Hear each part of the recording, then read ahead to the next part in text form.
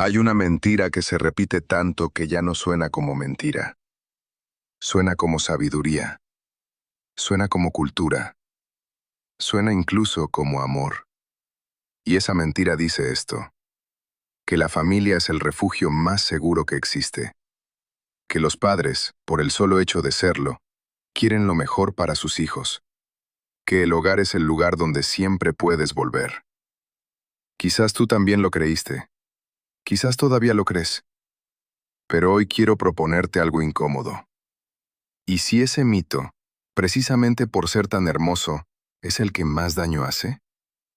Quédate, porque lo que vamos a explorar en los próximos minutos no es un ataque a la familia. Es algo más difícil que eso. Es una mirada honesta a lo que ocurre cuando confundimos el amor con el control, la protección con el dominio y el sacrificio con la deuda. Y si alguna vez sentiste que el hogar donde creciste te pesaba más de lo que te sostenía, este video es para ti. Empecemos por el mito. En casi todas las culturas latinoamericanas existe una imagen sagrada. La madre sufrida, el padre severo, la familia unida a pesar de todo. Esta imagen tiene fuerza mítica en el sentido literal de la palabra. No es solo una idea social, es una narrativa fundacional. Define quiénes somos, cómo nos relacionamos y, sobre todo, qué se nos permite sentir. El mito dice, la familia te quiere incondicionalmente. El mito dice, tus padres hicieron lo mejor que pudieron. El mito dice, la sangre es lo primero. Y nadie discute esas afirmaciones en público, porque hacerlo se siente como una traición, como una ingratitud, como si cuestionarlas te convirtiera en una mala persona. Pero aquí está la trampa filosófica que pocos nombran. Una idea no se vuelve verdad por el solo hecho de que duela cuestionarla. El filósofo alemán Friedrich Nietzsche tenía un concepto que hoy quiero robarle para este momento. Él hablaba de la moral del rebaño, ese sistema de valores colectivos que se imponen no por su verdad, sino por su utilidad para mantener el orden. No se adopta porque sea correcto. Se adopta porque es cómodo para todos, excepto para el que la sufre. El mito de la familia perfecta funciona exactamente así. No se sostiene porque sea verdad, se sostiene porque es cómodo para el sistema, para el vecindario, para la iglesia, para la abuela que no quiere saber lo que pasa detrás de la puerta de su hija. Y el costo de ese mito no lo paga la sociedad, lo paga la persona que está dentro. Ahora quiero que pensemos en algo concreto. Imagina a una joven que crece en un hogar donde el amor se expresa como amenaza, donde la aprobación es condicional, donde el error más íntimo, el error más privado, se convierte en motivo de expulsión. No te estoy describiendo una situación cinematográfica, te estoy describiendo un patrón que millones de personas reconocen como propio. Hay madres que aman con ferocidad y al mismo tiempo con una crueldad que no reconocen como tal. Hay padres que creen sinceramente que proteger significa controlar. Hay hogares donde el amor es real, pero la forma en que se ejerce destruye. Y aquí está la paradoja que más duele. No tienes que elegir entre mi familia me amaba y mi familia me dañó. Las dos cosas pueden ser ciertas al mismo tiempo. Esa capacidad de sostener esa contradicción sin resolverla hacia ninguno de los dos extremos, eso es madurez filosófica. Eso es lo que pocos se permiten. Porque la cultura nos empuja hacia uno de dos relatos. O la familia era maravillosa y tengo que estar agradecido, o la familia era terrible y merezco ser una víctima. Y ninguno de esos dos relatos es completamente honesto. La verdad es más compleja y más útil. Hablemos del costo real del mito. Cuando una cultura sacraliza a la familia por encima de todo, crea un efecto muy específico. Hace que la persona que sufre dentro de esa familia se sienta culpable de su propio sufrimiento. Piénsalo. Si el hogar es por definición un refugio, entonces si tú sufres en ese hogar, el problema eres tú. Si los padres siempre quieren lo mejor para los hijos, entonces si tus padres te hacen daño, algo estás malinterpretando. Si la familia es sagrada, entonces cuestionarla es blasfemia. Este mecanismo tiene un nombre en psicología. Se llama gaslighting estructural. No es un individuo que te hace dudar de tu realidad. Es toda una cultura que te hace dudar de tu realidad. Y la filósofa feminista Simone de Beauvoir lo vio con una claridad que todavía asusta. Ella escribió que los sistemas de opresión más eficaces son los que logran que el oprimido internalice su propia opresión. Los que logran que la persona que sufre se convierta en el guardián de su propio sufrimiento. No necesitas cadenas externas cuando la persona ya las lleva por dentro. Cuando una joven cree que su dolor es una ingratitud, ya no necesitas expulsarla. Ella misma se condena al silencio. Eso es lo que hace el mito de la familia perfecta con las personas que crecen en familias imperfectas. Y casi todas las familias son imperfectas. Ahora viene la parte que nadie te dice. La que la mayoría no llega a escuchar porque se queda atrapada en el dolor del mito o en la defensa del mito. El problema no es la familia. El problema es lo que la familia promete que nunca puede cumplir. Ninguna persona puede ser todo para otra persona. Ningún hogar puede ser un refugio absoluto. Ningún amor humano, por más real que sea, puede ser incondicional de forma perfecta y permanente. Eso no es un defecto de las personas, es la condición humana. El filósofo danés Søren Kierkegaard tenía una idea que hoy aplica perfectamente aquí. Él hablaba de la angustia de la libertad, ese vértigo que sentimos cuando nos damos cuenta de que somos fundamentalmente responsables de nosotros mismos, que nadie más puede cargar con esa responsabilidad, ni los padres, ni la pareja, ni Dios entendido como salvavidas externo. La angustia no viene de que estemos solos en el sentido de estar abandonados, viene de que somos seres que necesitan construir su propio sentido desde adentro. Y el mito de la familia perfecta es, en cierto modo, una huida de esa angustia. Si la familia lo sostiene todo, no tienes que sostener nada tú mismo. Si el hogar es el refugio absoluto, no tienes que construir refugio propio. Si el amor familiar es incondicional, no tienes que aprender a sostenerte sin condiciones externas. Pero cuando ese mito se rompe, como inevitablemente se rompe, la persona queda en caída libre. No porque la vida sea cruel, sino porque nadie le enseñó a caer. Nadie le dijo que la caída también era parte del camino. Quiero explorar algo que muy pocos canales de filosofía se atreven a nombrar. Hay una diferencia enorme entre perdonar y romantizar. En la cultura latinoamericana, y especialmente en ciertos contextos religiosos, se confunden estas dos cosas de manera sistemática. Perdonar es un acto de liberación personal. Es soltar el peso de la rabia para que no te destruya a ti. Los estoicos, especialmente Marco Aurelio, hablaban de esto con una precisión extraordinaria.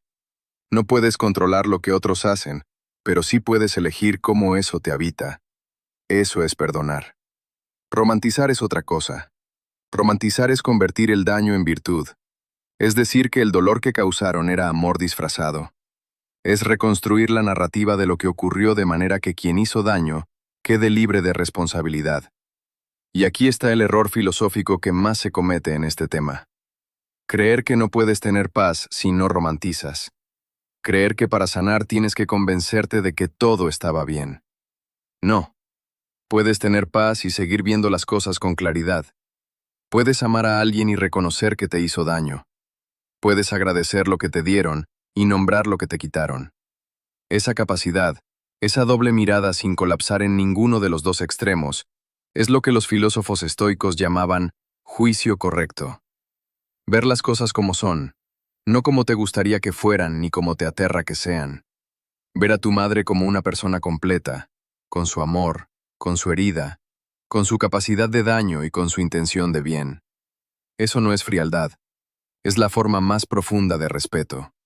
Hablemos ahora de las decisiones que se toman en el vértice del dolor. Cuando una persona está en crisis, cuando el suelo se mueve y no hay red visible, toma decisiones que van a definir años de su vida.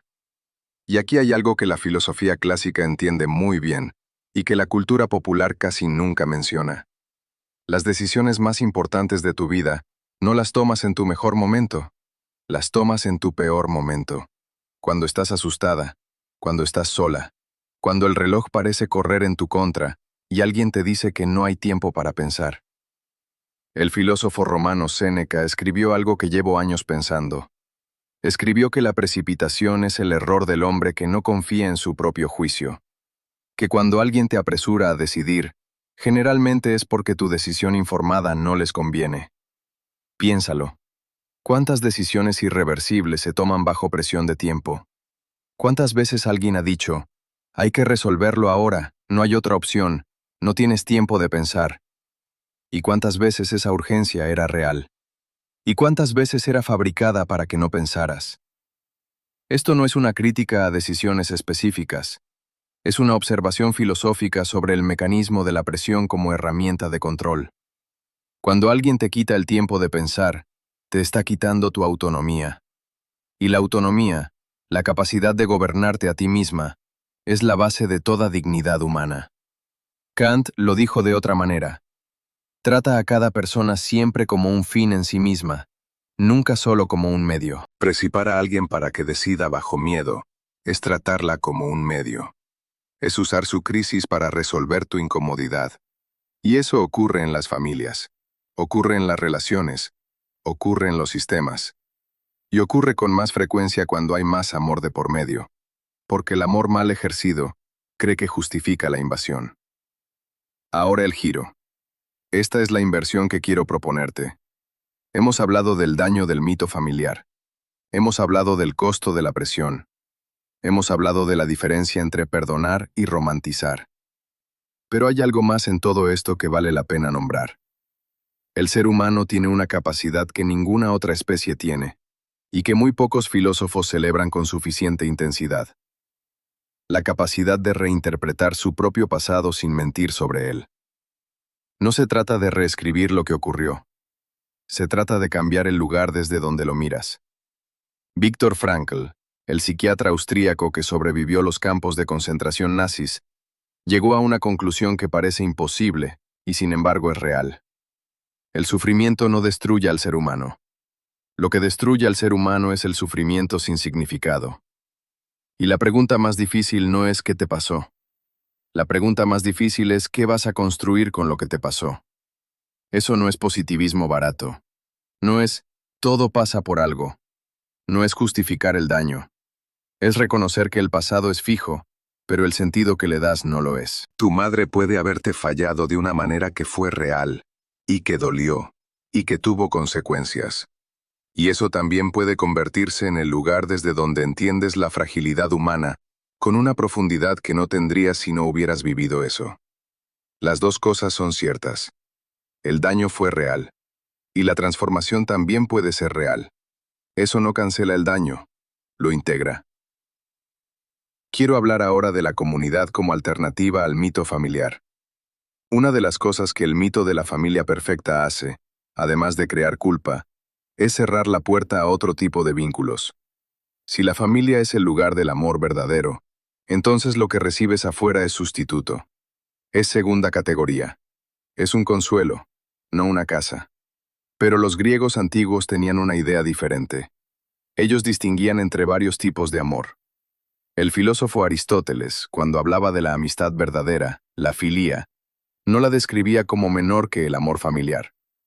La describía como la forma más elevada de vínculo voluntario. Un amor que no viene impuesto por la sangre, sino elegido por el carácter. Y hay algo profundamente liberador en esa idea. La familia te llega, los amigos se eligen. Y cuando alguien elige estar contigo, sin obligación biológica, sin deuda cultural, sin mandato religioso, ese amor tiene una calidad diferente. No mejor ni peor en términos absolutos, diferente en su naturaleza. Es el amor que dice, yo no tenía que estar aquí, elegí estar aquí. Y para alguien que creció creyendo que el único amor real era el que venía con apellido, reconocer ese tipo de vínculo como legítimo puede ser revolucionario. Puede ser el principio de una forma de habitar el mundo que no depende de que la familia funcione perfectamente. No porque la familia no importe, sino porque el ser humano es más grande que cualquier sistema de origen. Hay un concepto en filosofía que se llama autenticidad. Heidegger lo desarrolló con una complejidad que podría llevarnos horas. Pero en su forma más directa dice esto. Vivir auténticamente significa vivir desde lo que realmente eres, no desde lo que el entorno espera que seas. Y el mayor obstáculo para la autenticidad no suele ser el enemigo externo, suele ser el amor externo mal ejercido. Cuando las personas que más te quieren también son las que más claramente te dicen quién debes ser, qué debes sentir, qué decisiones debes tomar, crean una forma de prisión que es muy difícil de ver porque está hecha de afecto. No es una cadena de hierro, es una cadena de expectativas. Y las cadenas de expectativas duelen más que las de hierro, porque cuando intentas romperlas, no pareces una persona liberándose. Pareces una ingrata.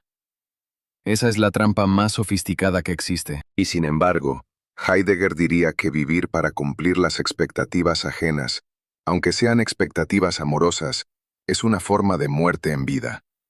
Es habitar el mundo como personaje de la historia de otro, no como protagonista de la propia. Y cada persona tiene una historia que solo ella puede vivir. No como acto de rebelión, sino como acto de responsabilidad. La responsabilidad más profunda que existe. Hacerte cargo de tu propia vida. Guarda este video. Lo que viene ahora es la parte que más necesitas escuchar. Hemos desmontado el mito. Hemos visto el costo. Hemos nombrado la trampa. Ahora quiero cerrar con algo que no suele aparecer en estos análisis. Y es la pregunta de la generación. No me refiero a una generación en sentido histórico. Me refiero a la generación de sentido. El filósofo Albert Camus decía que el único problema filosófico verdaderamente serio es el suicidio. No en el sentido clínico, en el sentido existencial. ¿Vale la pena seguir construyendo cuando el mundo es absurdo, cuando las personas fallan, cuando los sistemas nos dañan? Y su respuesta, que es una de las más valientes de la historia del pensamiento, era: sí, sí vale. No porque el mundo sea justo, no porque el dolor tenga sentido automático, sino porque la rebeldía creativa contra el absurdo es la forma más humana de existir. Y yo quiero aplicar eso aquí. ¿Vale la pena construir vínculos cuando los vínculos de origen fallaron? Sí. ¿Vale la pena confiar cuando la confianza fue traicionada? Sí, con más discernimiento, pero sí. ¿Vale la pena tener hijos, o criar vida, o crear algo, en un mundo que duele? Sí. No porque la vida sea fácil, sino porque la vida que construyes desde la lucidez, desde la elección consciente, desde el dolor integrado, tiene una densidad y una belleza que la vida vivida desde el mito nunca puede tener. El mito te da comodidad, la lucidez te da libertad, y la libertad duele más al principio y pesa menos con el tiempo. Mientras que el mito pesa más con el tiempo, aunque al principio parezca seguro. Esa es la inversión que propongo hoy. Hablemos de lo que significa elegir en condiciones difíciles. Una de las mentiras más crueles que la cultura le dice a la persona joven en crisis es esta: que las circunstancias determinan las opciones. Que cuando estás sola, sin recursos, con miedo, las opciones se reducen a lo que el entorno te ofrece. Y en términos materiales eso puede ser cierto. Pero en términos filosóficos, en términos del ser humano profundo, nunca es completamente cierto. Marco Aurelio gobernaba un imperio. Era el hombre más poderoso del mundo conocido, y escribía en su diario personal: no me puedo controlar lo que ocurre fuera. Solo me pertenece la forma en que respondo. Eso no es resignación. Eso es la afirmación más radical de libertad que existe. Incluso en las condiciones más limitantes, la persona tiene algo que no se le puede quitar sin su consentimiento: la calidad de su respuesta interna. Y en los momentos de mayor presión, cuando todo parece reducirse a una sola salida, detenerse un segundo y preguntar: ¿esta es mi elección o la que alguien más necesita que haga? Ese segundo de pregunta puede cambiar una vida entera. No porque la respuesta sea siempre simple, sino porque hacerse la pregunta te devuelve la agencia. Y la agencia, la capacidad de ser autor de tu propia historia, es lo único que nadie puede darte desde afuera. Tienes que reclamarla tú. Voy a nombrar algo que se menciona poco en el contexto de la filosofía práctica y que creo que es fundamental: el peso del juicio social en la toma de decisiones íntimas. En las culturas donde la familia es mitología sagrada, Las decisiones más privadas se vuelven públicas de manera brutal. La vida íntima de una persona se convierte en espectáculo comunitario, en tema de conversación, en objeto de juicio colectivo. Y ese juicio, aunque nunca se pronuncie en voz alta directamente a la persona, opera como un tribunal invisible que ella carga a todas partes.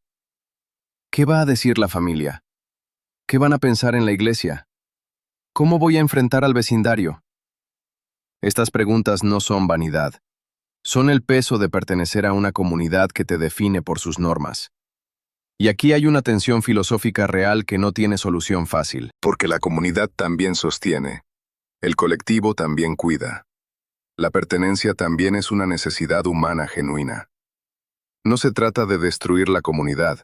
Se trata de aprender a distinguir cuándo la comunidad te sostiene y cuándo te aplasta. Cuando el grupo te da identidad y cuándo te quita autonomía. Esa distinción es trabajo filosófico de toda la vida. No se resuelve de una vez. Se practica. Y los que aprenden a hacerla, los que desarrollan esa habilidad de navegar entre la pertenencia y la autenticidad, son los que viven con mayor integridad. No los más valientes en el sentido dramático, los más honestos en el sentido profundo. Quiero cerrar con una imagen.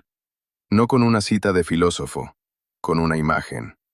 Imagina un árbol. No el árbol que resiste las tormentas porque sus raíces son fuertes y su tronco no se dobla. Imagina un árbol diferente. Uno que creció torcido porque el viento siempre venía del mismo lado.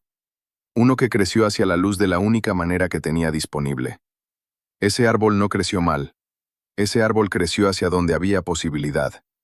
Y eso, en términos de supervivencia y de dignidad, es exactamente lo que hace el ser humano que nació en condiciones difíciles. No crece perfecto, crece posible. Y luego, cuando tiene más espacio, puede elegir crecer diferente. Puede doblar su propio tronco hacia donde quiere ir, no solo hacia donde el viento lo empujó. Esa capacidad de reorientación, no negación del pasado, sino reorientación hacia el futuro desde el pasado integrado, es la única forma honesta de crecimiento que conozco. Y no viene del mito, viene de mirarse con claridad, con la dureza justa y la compasión necesaria, sin romantizar el daño, sin negar el amor, viendo las dos cosas al mismo tiempo y eligiendo qué construir con esa doble verdad. Si llegaste hasta aquí, ya estás entre los pocos que se permiten esta profundidad. La mayoría elige quedarse en la superficie del mito, porque el mito duele menos a corto plazo. Pero los que llegan aquí, ya saben que la comodidad a corto plazo tiene un costo enorme a largo plazo. Y eso, por sí solo, ya es filosofía vivida. No filosofía leída, filosofía vivida. Si este video tocó algo en ti, algo que todavía no sabías cómo nombrar, compártelo. No porque yo necesite los números, sino porque hay alguien en tu vida que también carga este peso y que todavía no tiene las palabras para nombrarlo. A veces, el mejor acto filosófico es pasarle a alguien una herramienta que cambia cómo ve su propia historia. Y si tienes algo que decir sobre lo que exploramos hoy, el mito familiar, el costo del amor mal ejercido, la diferencia entre perdonar y romantizar, escríbelo en los comentarios. No para debatir, para pensar juntos, que es la única forma en que la filosofía realmente sirve. Hasta la próxima.